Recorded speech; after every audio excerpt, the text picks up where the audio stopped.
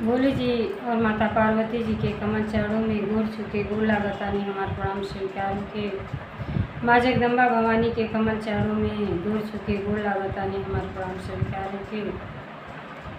नीलम दीदी और हरिंदर भैया के कमल चरणों में गोर छुके गोर लागतानी हमार प्रणाम स्वीकार के। सब गुरु भाई बहना के कमल चरणों में गोर छुके गोर लागतानी हमार प्रणाम स्वीकार के। आशीर्वाद के चाहना बा। तो देखिए गुरु भाई बहना, हम आप लोगन के भोले जी और माता पार्वती जी के चर्चा एक सरल शब्द कहानी के माध्यम से आप लोगन के सुनाया जाता है। ये चर्चा के कबो आधा अधूरा न सुने, काहे खातिर आधा कथा सुनने से परमपिता परमेश्वर के अपमान होला और पूरा कथा सुनब सभी तो आप लोगन के ज्ञान भी मिली और कथा के रहस्य के बारे में पता चली कि ये कथा से हमके का सीखे के मिला। तो देखी ये एक कहानी जौन है एक चोर के कहानी है। हम देखी चोरी बदमाशी जौन भी करीला पाप के गोठरी तो हमरे सर पे बन्हाइए जाला, लेकिन खाए वाला पूरे घर के परिवार के लोग खाला, लेकिन पाप के गोठरी केहू ना लिहल चाहेला।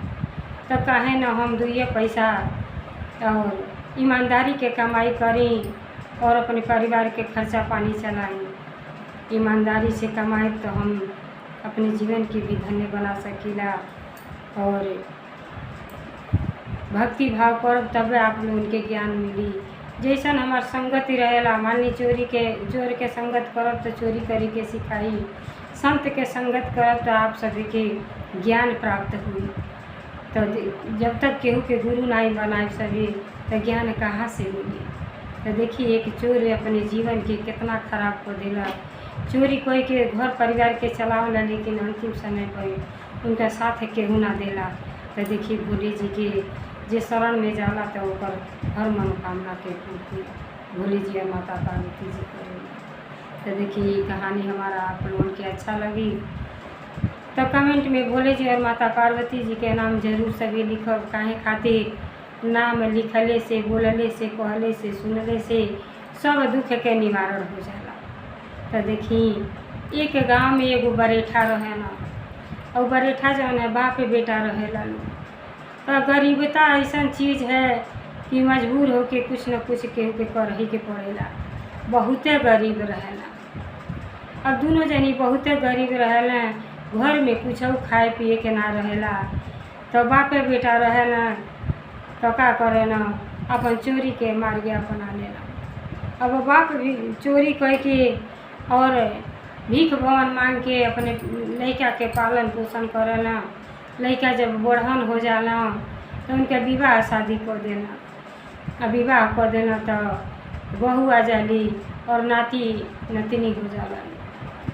अब जौन काम बाप करत रहे ना, वह काम जौन है बाप जब शिक्षित ना रही है तब बेटा कहाँ से शिक्षित रही है। कबो स्कूल के मुँह ना देखले रहना, खाली वह दिमाग में घोर घोर रहेला कि केकर चोरी बदमाशी करी आ ले आके धन इकट्ठा करके घर परिवार में आगे बढ़ जाए।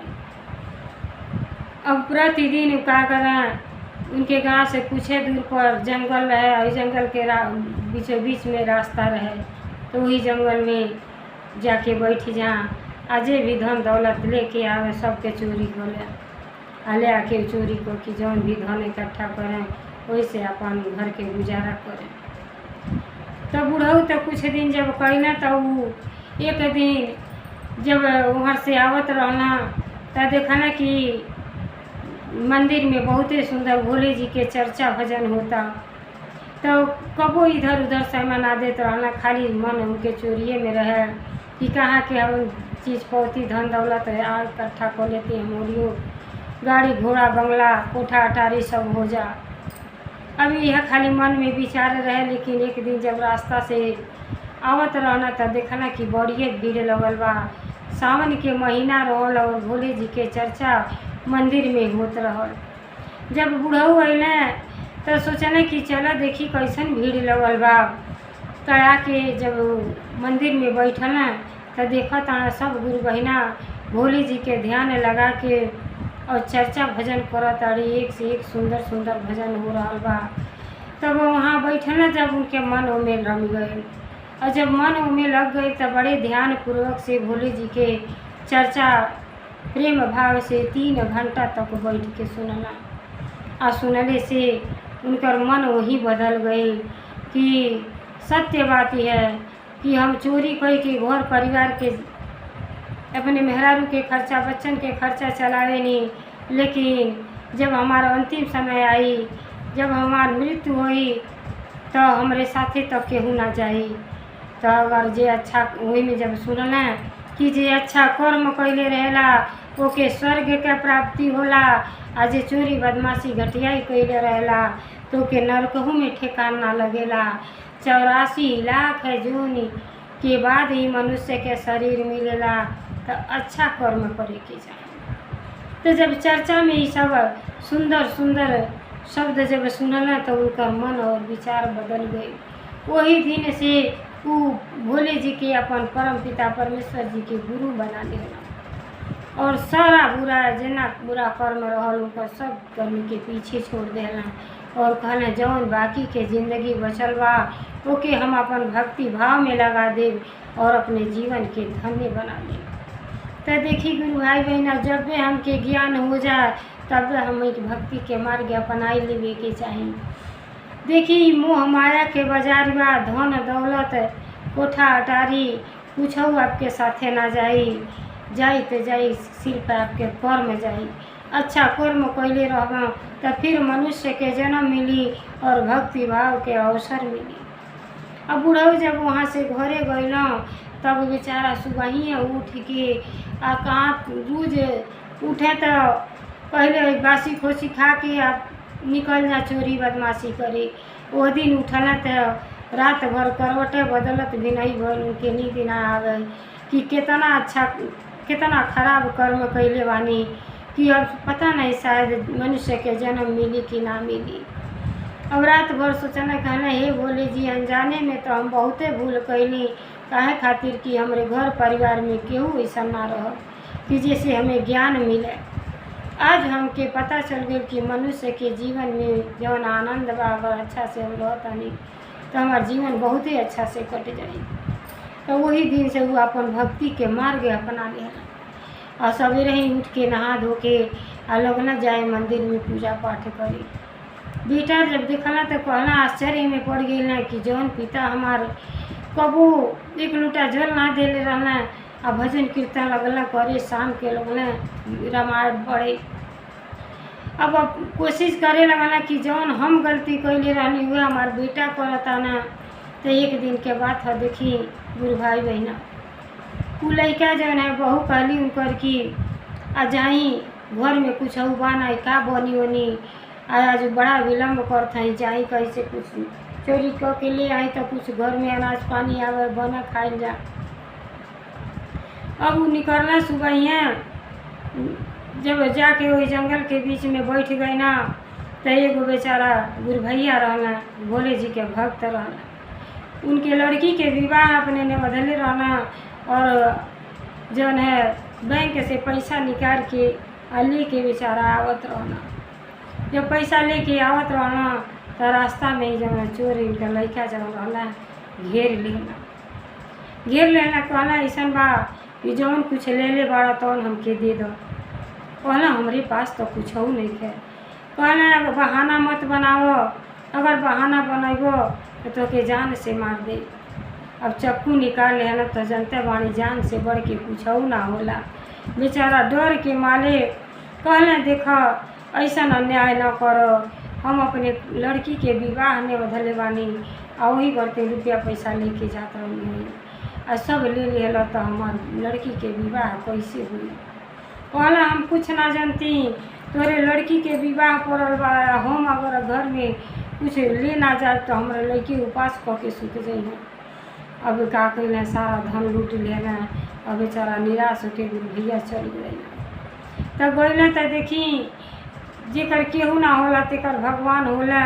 अब बेचारा बड़ा चिंतित रहला कि हमारे लड़की के विवाह कैसे हुई। सारा जवान रुपया पैसा लेके आवत रहने रही में चोरी हो गई। तब भगवान जी के मंदिर में जाके लगना विनती करे कि हे गुरुदेव हमारी इज्जत आपके हाथ में बा, हमारे लड़की के विवाह कैसे हुई। दिन मुकाम पड़ गई बा और रुपया पैसा सजी चोरी हो गई। तब देखी भोले जी और माता पार्वती जी तो बहुते दयालु हैं। अब कहनी कि तू चिंता न करो, अरे जहाँ तू अपने लड़की के विवाह तय कैले बाड़ा वो बड़ा सभ्य परिवार बा, केहू कुछ ना कही अपन सच्चाई बता देबो तो बिना दहेज के तोरे लड़की के विवाह हो जाई। अब देखी माता पार्वती जी सरस्वती के रूप में उनके मति बुद्धि फेर देली। जहाँ लोग दहेज मांगत रहना, जब सच्चाई बताओना तो कहना चली हमके कुछ ना चाहिए, हमके तो खाली आपके कन्या चाहिए। अब वही मंदिर में ले जाके कहना कि हम अपने खर्चा बर्चा से अपन लड़का के विवाह कर लें। अब अपने लड़का के विवाह हो गई जब, तब बेचारा फिर डेराए लगना कि धनवान रहना, अपन बहुत जेवर गहना ले आना पहले रहली आ पहिर के मन्नत मांगले रहना बोले जैसे कि विवाह हमारे लड़की दामाद के हो जाए तो दर्शन करिए। अब दर्शन करे जब लेके जाता ना तो जंगले वो बगल जाए के बाद तो कहना कि ये रास्ता छोड़ दी, कहें से यही रास्ता पर चोरवा पैसा लूट ले जाओ, तो दूसरे रास्ते से चली। अब दूसरे रास्ते से जब जाए लगना तो उन्हें जो चोरवा के पत्नी रहली वो कहली कि देखी आज वो रास्ता पर न जाइबे नहीं तो इति पकड़ा जाइबे, दूसरा रास्ता पे आज बैठबा आ हमार हीरा के हार पहनी के मन करता। अब कहना ठीक है कहताड़ू। अब चोरो रास्ता बदल दिया, जौने रहे वो लड़की और दामाद और ससुर तीनों जनी जात रहलो, वही रास्ता पर चोरवा फिर जाके बैठल।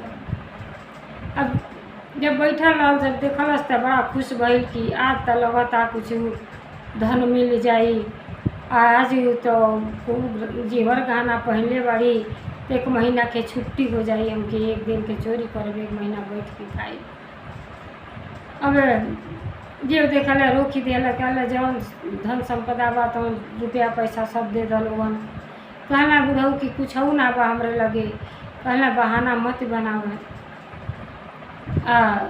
हट जा हमरे आगे से, आई जौन जितना गहना पहनले बाड़ी सब निकाल के दे दा।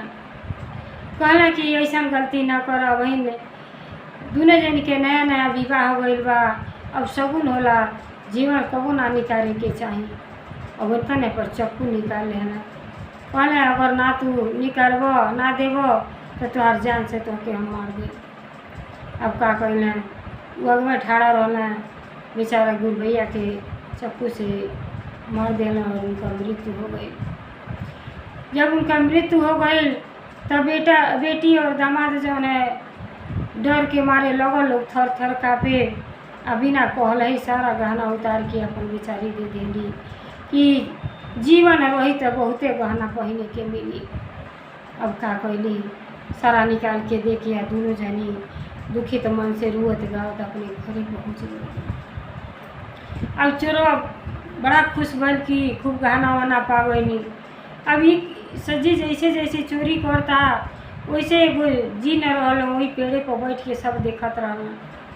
आ वह पाप कर्म वो कैले रहा कि जिन बन के हजारों वर्ष से उनका आत्मा भटकत रहले उन्हें।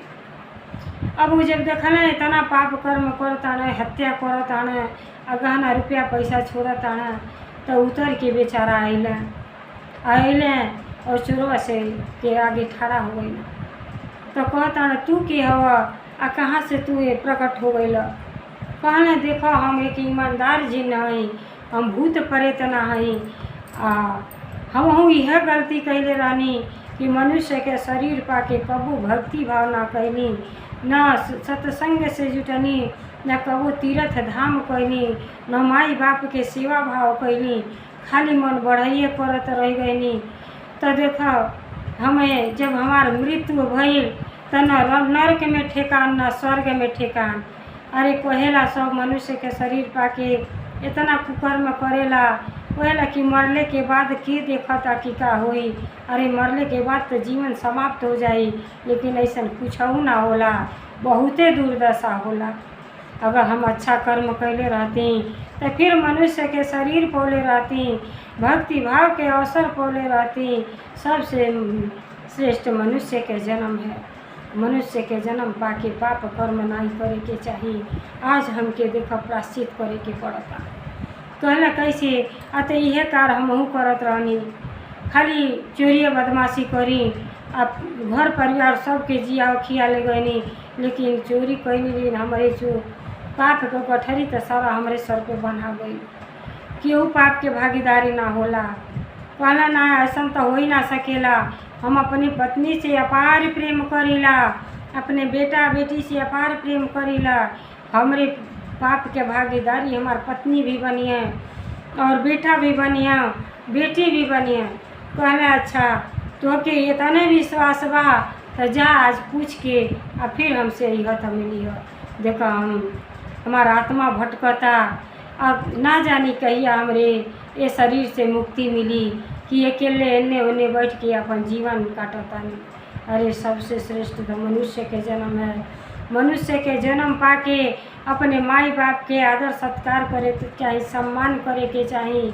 अब हमके पता चलता कि अरे बेटा तो ऐसा होके के चाहिए। देखिए जौन है राम में बेचारा 14 बरस के वनवास कटना और एक वचन अपने बाप के एक वचन निभावे करती। सोचले रहता तो कहता कि पति पत्नी के बीच में हम काहे करती नहीं।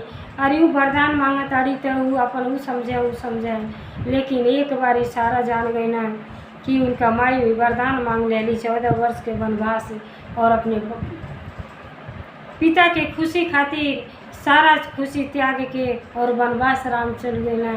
तो बेटा तो वैसा होके के चाहिए और अच्छा कर्म करे के चाहिए।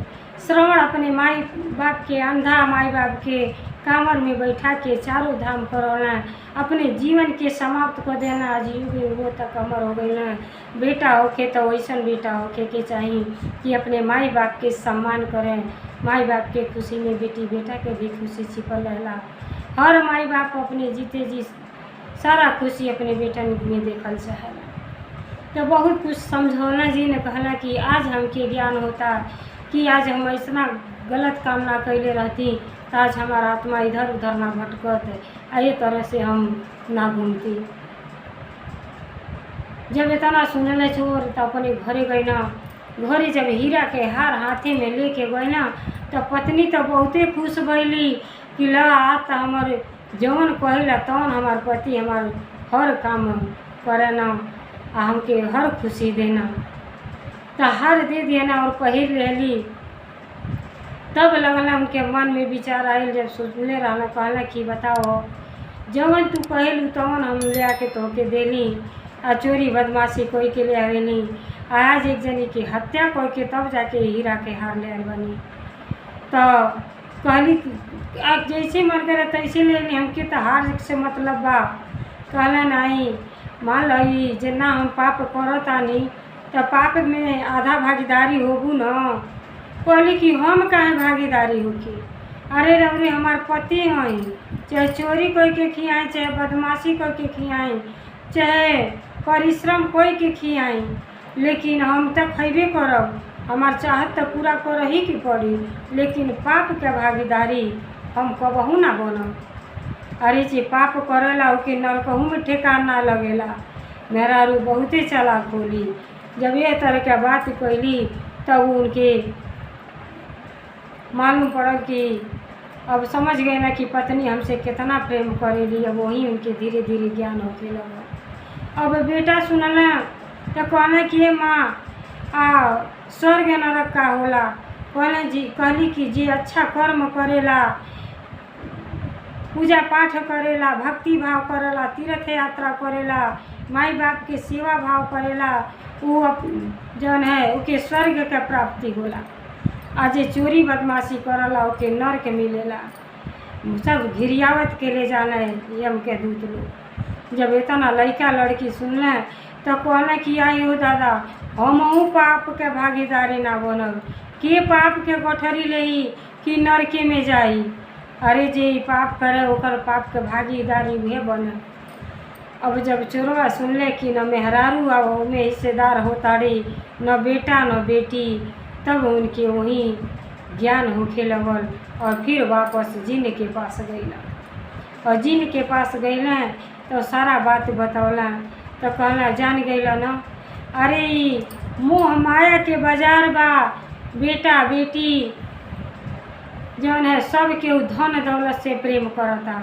तो अगर मनुष्य के शरीर पौले बाड़ो तो जब भी साँझ बा तबे बिहान बा। अपने जीवन में बदलाव लाओ और भक्ति भाव के मार्ग अपनाओ।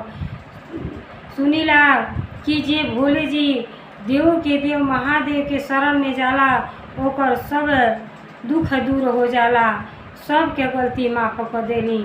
लेकिन जे सच्चे दिल से भक्ति करेला तेही के ऐसा होला। तो जब इतना अच्छा ज्ञान जब दिहना तो वही उनकर मन बदल गई।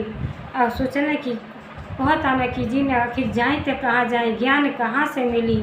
तो जी ने कहना कि ज्ञान जब जैसे हम स्कूल में पढ़े जानी तो मास्टर की अपन गुरु माने ली, वैसे जब हम केहू के गुरु बनाए तभी हमके ज्ञान मिली। तब बेचारा जात रहना कहले अब चलता नहीं भगवान भोले जी के मंदिर में अपन जितना ही पाप कैले बानी ओकर क्षमा मांगो कि अनजाने में सारा भूल भइल बा। हे पिताजी हमके ज्ञान के मार्ग दी बताई और हम अपने जीवन के धन्य बना ली। अब वहीं से बेचारा चोरी बदमाशी त्याग देना और भोले जी के मंदिर में जब गई ना तो देखी वहाँ फिर चर्चा होत रहा। गुरु बहना लोग चर्चा करत रहली और चर्चा बैठ के जब मन से दिल जब मन लगा के सुनेला आदमी तो बहुत कुछ बदला, बहुत कुछ सीखे के मिल जाला। जितना बुराई कैले रहना सब पछतावा लगल होके उनकी कि काश हम शुरू हमके ज्ञान मिलल रहत, हम अच्छा कर्म कैले रहती तो हमहू जौन है स्वर्ग के हमहू के प्राप्ति होते। तो कहना चलो कुछ न कुछ जौन समय बचल बा ओके भक्ति भाव में लगा दी, शायद हमार पाप कट जाए। कि वही गईला तो कहना कि हमहू अपन जौन है भोले जी के गुरु बनावल चाहतानी। तो वही भोले जी के अपन गुरु मान लेना, माता जी के गुरु बना लेना और वही दिन से भक्ति भाव शुरू कर दिया। और घर ही अला तो बेचारा सब काम छोड़ दिया। कहला कि नमक रोटी खाए लेकिन चोरी बदमाशी ना करो। अब जब बैठल आना तो बाप सोचत आना कि आज ही कौन उड़ गईला ना का बात ही हो। तो बाप जौन है बैठ के रामायण पढ़त रहना। कहना बेटा हे आओ। तो गईला बैठल और रामायण के बात सुने लगल। कहना पिताजी तू इतना समझौला लेकिन हमके ज्ञान ना भइल, लेकिन आज हमके ज्ञान हो गई कि चोरी बदमाशी कोई कि हम इतना पाप के गठरी अपने शरीर बोझ लेके घूमतानी आ एक भागी केहू ना होई। तो आज से हम सब कुछ के त्याग कर दिले बानी। आज से हम भोले जी के भक्ति भाव करब। बाप बहुते खुश भइल कि हमारे बेटा भी बदल गई। और बेटा और बाप दोनों जन मिल के भोले जी के भक्ति भाव करे लगल। और बुढ़ऊ कहना अपने पतोहे से कि देखा बेटी अगर तुहके इतना ज्ञान बा कि हम अच्छा कर्म करब तो स्वर्ग में जाई बुरा कर्म करब तो नरक में जाई।